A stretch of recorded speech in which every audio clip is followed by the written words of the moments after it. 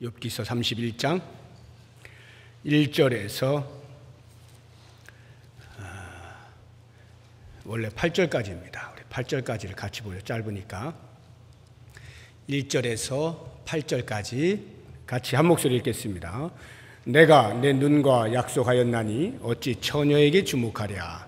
그리하면 위에 계신 하나님께서 내리시는 분깃이 무엇이겠으며 높은 곳에 전능자께서 주시는 기업이 무엇이겠느냐. 불의한 자에게는 환난이 아니겠느냐. 행악자에게는 불행이 아니겠느냐.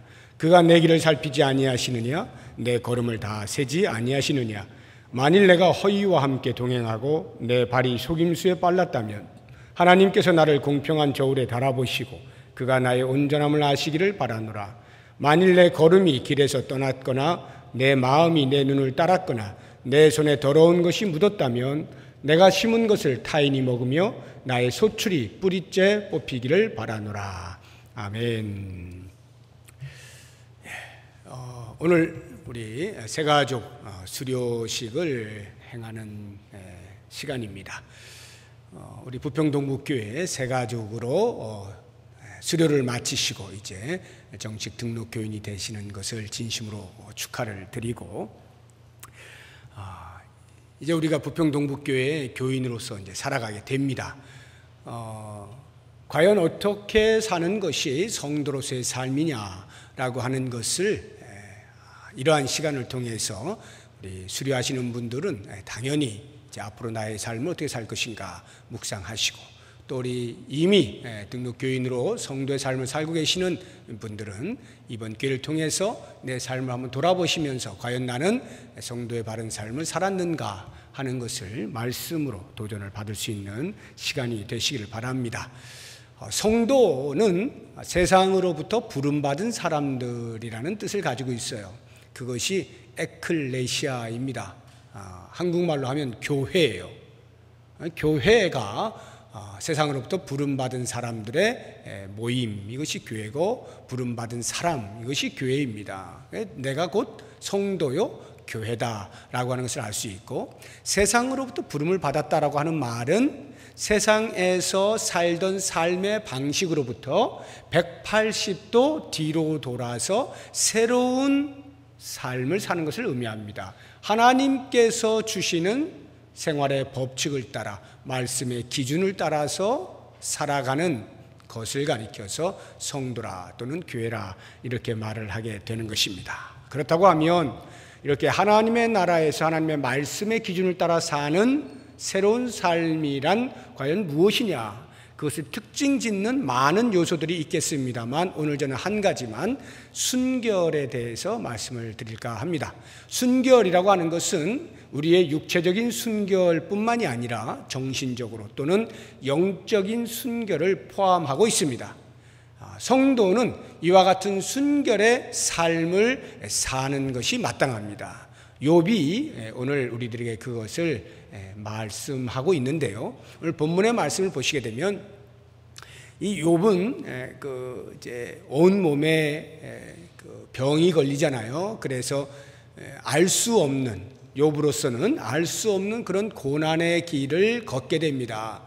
그러면서 친구들이 찾아와서 계속 변론을 하죠. 네가 분명히 무슨 잘못이 있을 거야. 그러니까 하나님께서 이렇게 벌을 주시지.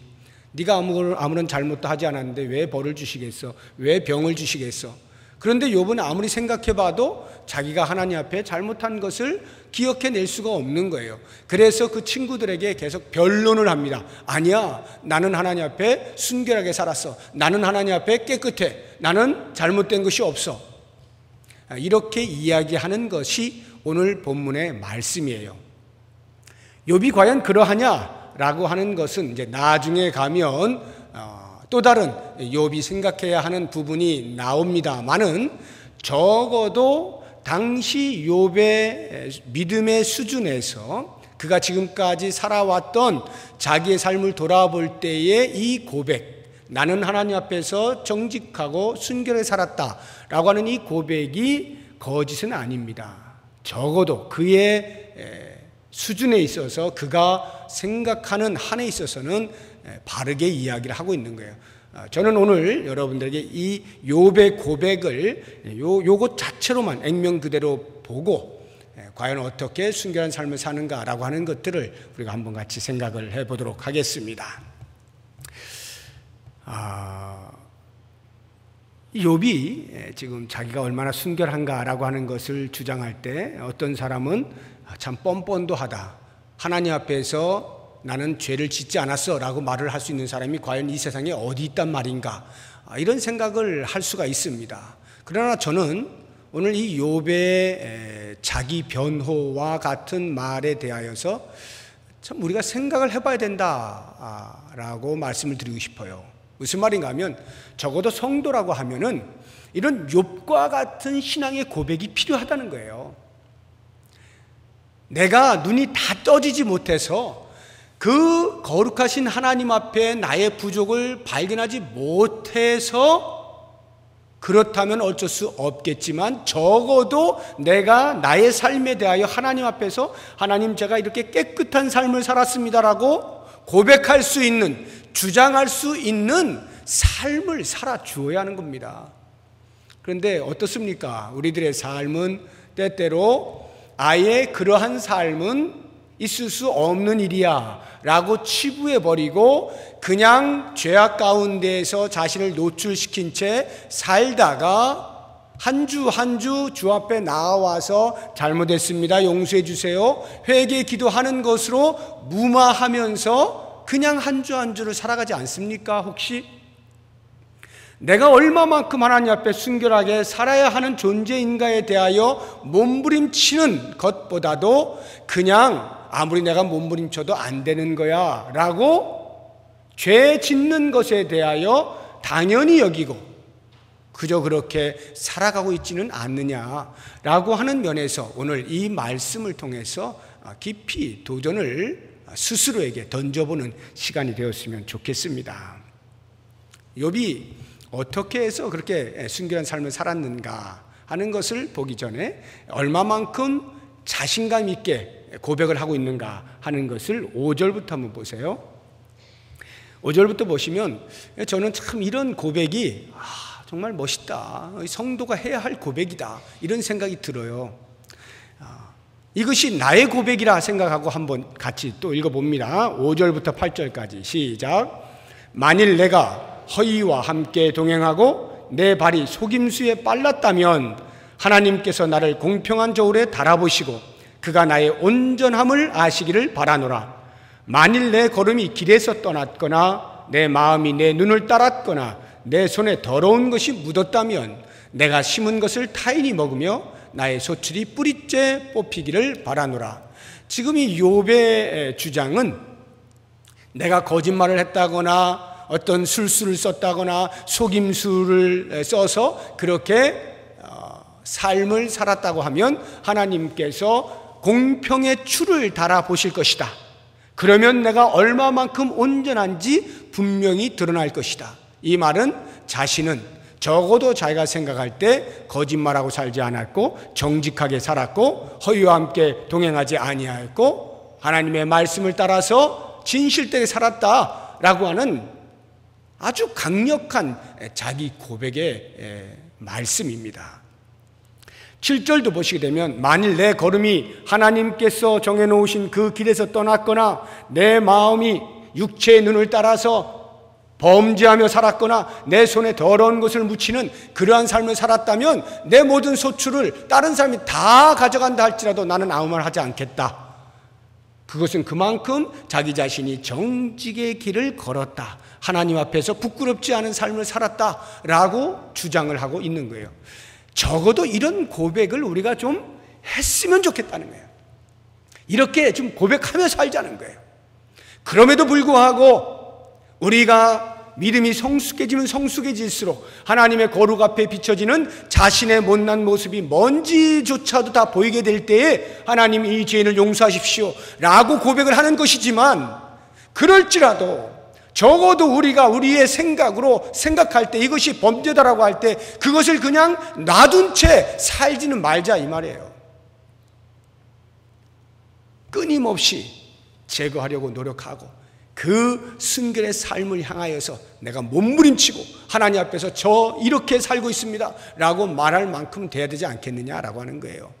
이러한 욥의 자신감이라고 하는 것이 과연 어디에서 왔을까? 어떻게 해서 욥은 이렇게 순결하게 살고자 하는 애씀이 가능했을까라고 하는 것을 세 가지로만 우리가 간단하게 말씀을 봅니다. 그 첫 번째가 2절에 나옵니다. 2절 같이 한번 읽어봅니다.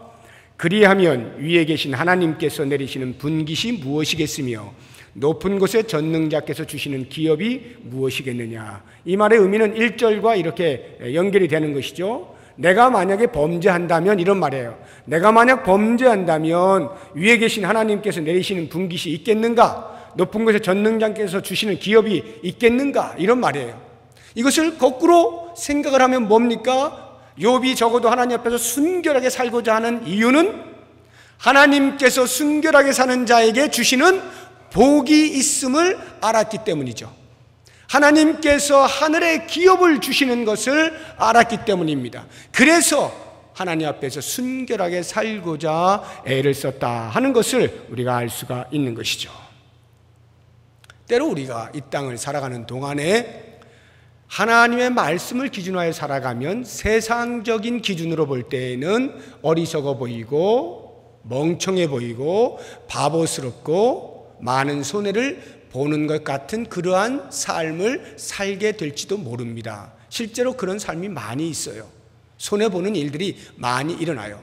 그럼에도 불구하고 하나님 앞에서 순결을 지켜나갈 때 적어도 내가 성도지, 나는 그리스도를 따르는 그리스도의 제자야, 그리스도인이야 라고 하는 자부심을 가지고 정직을 향하여서 진실되게 살아가고자 하면 하나님께서 반드시 하늘의 보고를 여시고 그에 응당한 상급을 주시는 겁니다.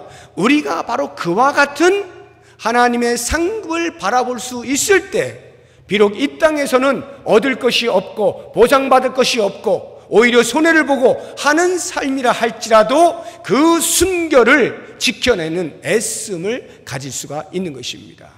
과연 우리는 무엇을 얻기를 소망합니까? 이 땅에 물론 여러 가지 필요한 것들 때를 따라서 받는 것 중요하죠. 그러나 그 어떤 것보다 하나님께서 나에게 가장 좋다라고 여기시며 준비해 놓으신 것을 받는 것이야말로 가장 복된 것 아니겠어요? 그 하늘의 보고를 여는 것이 바로 하나님의 거룩하심처럼 나도 거룩하게 사는 순결의 삶을 살 때 가능하게 되는 거예요.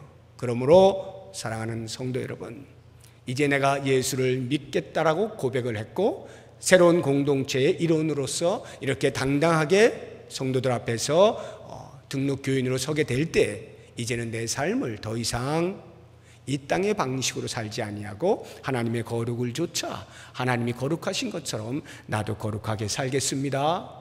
하나님께서 주시는 상급을 바라보고 내가 끝까지 순결한 삶을 살겠습니다. 고백하시는 우리 수료자들 되시기를 소망합니다. 두 번째로는 욥이 어떻게 그렇게 순결한 삶을 살 수 있었는가? 3절을 보시기 바랍니다. 3절 같이 읽어봅니다. 불의한 자에게는 환난이 아니겠느냐? 행악자에게는 불행이 아니겠느냐? 이 말의 의미는 순결하게 살지 아니한 사람들에게 하나님이 주시는 징계가 있다는 말입니다. 심판이 있는 것입니다. 욥은 그것을 알았어요. 적어도 하나님 앞에 바르게 살지 아니할 때, 하나님을 믿는다 하면서 순결한 삶을 살지 아니할 때 하나님께서 그에 합당한 징계를 하신다는 것을 알고 그 심판을 피하기 위해서라도 깨끗한 삶을 살았던 것입니다. 심은 대로 거둔다는 말씀이 있죠.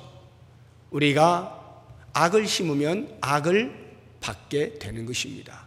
하나님 앞에 거룩하게 살지 아니하면 그에 맞는 하나님으로부터의 심판을 피할 수가 없어요. 우리가 심은 것 반드시 거둘 날이 오게 되는 것입니다. 그러므로 나는 과연 그 하나님의 엄중한 심판을 인식하고 있는가? 내가 바르게 살지 못했을 때 그것에 대하여 반드시 하나님께서 계산할 날이 있다라고 하는 것을 알고 있는가? 그 부분을 깊이 마음에 새기시면서 그 심판날 나는 과연 하나님 앞에 무엇을 짓고 할 것이냐라고 하는 것, 내 삶에 대해서 과연 나는 하나님 앞에 어떻게 말할 수 있을 것인가, 이 부분을 깊이 인식하시면서 그 심판대에서 오히려 하나님이 준비하신 상을 받을 수 있을 만큼의 거룩한 삶을 살아가시기를 주의 이름으로 축복합니다. 마지막 세 번째입니다. 4절 말씀 같이 읽어봅니다. 시작. 그가 내 길을 살피지 아니하시느냐? 내 걸음을 다 세지 아니하시느냐? 욥은 알았어요. 전능하신 하나님께서 모르시는 것이 없고 알지 못하시는 것이 없어요. 하나님의 눈을 피할 수 있는 인생이 없다는 것을 잘 알고 있습니다. 하나님은 모든 인생을 감찰하시는 분이시다, 살펴보는 분이시다 라고 하는 것을 정확하게 알고 있었어요. 그래서 욥은 자기의 걸음 한 걸음 한 걸음마다 하나님이 보시고 계신다고 하는 그 정신 아래에서 살았던 것입니다. 그러니 함부로 죄악된 자리에 갈 수가 없는 것이죠. 오만한 자의 자리에 앉을 수가 없는 거예요. 하나님이 보고 계시니까 그 빛 아래에서 내가 깨끗한 삶을 살지 않을 수가 없는 것이죠. 이것을 가리켜서 바로 신전의식이라 말하는 겁니다. 코람 데오, 하나님 앞에서 우리가 그와 같은 신전의식을 가지고 살아가게 될 때에 우리는 많은 부분에서 죄악으로부터 멀리 떠나는 삶을 충분히 살 수가 있어요. 이 신전의식을 놓치게 될 때 내가 하고 있는 행위에 대하여 아무도 보지 않는다라고 생각하게 될 때 거기에서 범죄가 생겨나는 것 아니겠습니까? 그런데 하나님께서 두 눈을 시퍼렇게 뜨시고 내가 지금 하고 있는 생각과 말과 행위를 보고 계신다고 할 것 같으면 그 앞에서 감히 우리가 내 마음대로 나오는 대로 그렇게 생각하거나 말하거나 행동할 수는 없는 것이죠.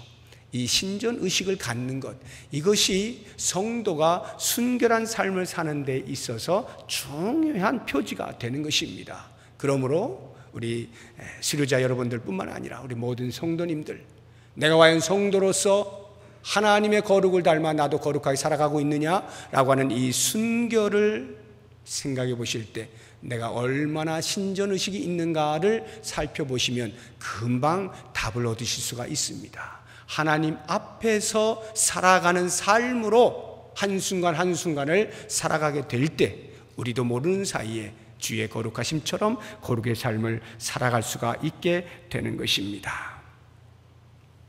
이제 마지막으로 저는 이 하나님의 거룩하심처럼 우리가 거룩하기 위하여 다른 그 무엇보다 한 가지, 우리의 마음을 깨끗이 지켜내는 것, 이것을 말씀드리고 싶어요.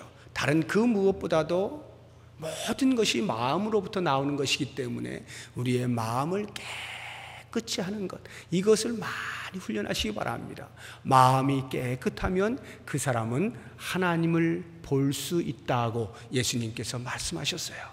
우리의 마음이 깨끗하면 하나님을 봅니다. 우리가 순결한 삶을 살아가면 살아갈수록 하나님을 더 많이 알아가고 하나님을 더 많이 경험하게 되고 하나님과 더 깊은 동행의 삶을 살 수 있게 돼요. 우리가 신앙인으로서 이 땅에 하나님이 부르실 때까지 살아가는 동안에 만약 하나님을 전혀 경험하지 못한 채 껍데기로 종교적인 그러한 사람으로서만 살아간다면 얼마나 억울합니까?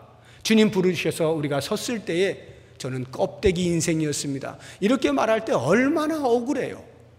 적어도 우리가 하나님을 전심으로 온전하게 다 인식하지는 못한다 할지라도 적어도 우리가 순결하게 살고자 하는 애씀을 통하여 우리의 마음을 지켜내는 것을 통하여서 하나님을 부분적으로나마 경험하고 인식하고 하나님이 주시는 은혜들을 누리면서 그렇게 동행의 삶을 살아갈 때 마지막 날 하나님 앞에 서면 역시 하나님이셨군요 라고 덜 당황할 거 아니에요. 그러한 이 땅을 사는 동안에도 이미 임한 하나님의 나라 속에서 하나님이 우리에게 허락해 주신 하나님을 경험할 수 있는 이 길, 순결의 삶, 우리의 내면을 깨끗하게 하여 하나님을 경험하는 이런 놀라운 복이 우리 모든 성도들에게 있기를 주의 이름으로 축복합니다. 기도하겠습니다. 하나님 아버지, 세상이 많이 혼탁합니다. 온갖 죄악들이 우리의 주변에 난무하고 있습니다. 눈만 들면, 생각만 하면, 손만 닿으면 발길이 가는 곳에 언제 어디에도 죄악들이 가득 차 있습니다. 과연 이와 같은 때에 나는 예수 그리스도를 믿는다, 예수 그리스도의 제자다라고 말하면서 그리스도인다운 삶을 얼마나 깨끗하게 살아낼 수 있습니까? 오 주님, 원하옵나니 우리의 부족을 용서하시고 주의 거룩하심처럼 나의 거룩을 위하여 끊임없이 몸부림치게 하시고 성령의 도와주시는 은혜를 좇아서 그 거룩에 동참하는 삶을 살아 내 영혼이 깨끗하여 주님을 바라보게 하시고 주님을 경험하게 하시고 주님을 더 많이 알아가게 하시고 주와 동행하는 복된 삶을 이 땅에서 누리고 우리의 영혼이 주 앞에 서는 날 온전하게 인식하고 감사와 감격이 터져나올 수 있는 이 땅의 복과 하늘의 복으로 가득 찬 삶을 살게 하여 주시옵소서. 특별히 이번에 새가족 모든 교육을 마치고 수료하시는 분들에게 주의 은혜가 넘쳐나서 이제 예수를 알기 시작한 그 삶이 끝까지 변함없이 예수님을 닮아가는 복된 삶을 누리게 하여 주옵소서. 예수님의 이름으로 기도드립니다. 아멘.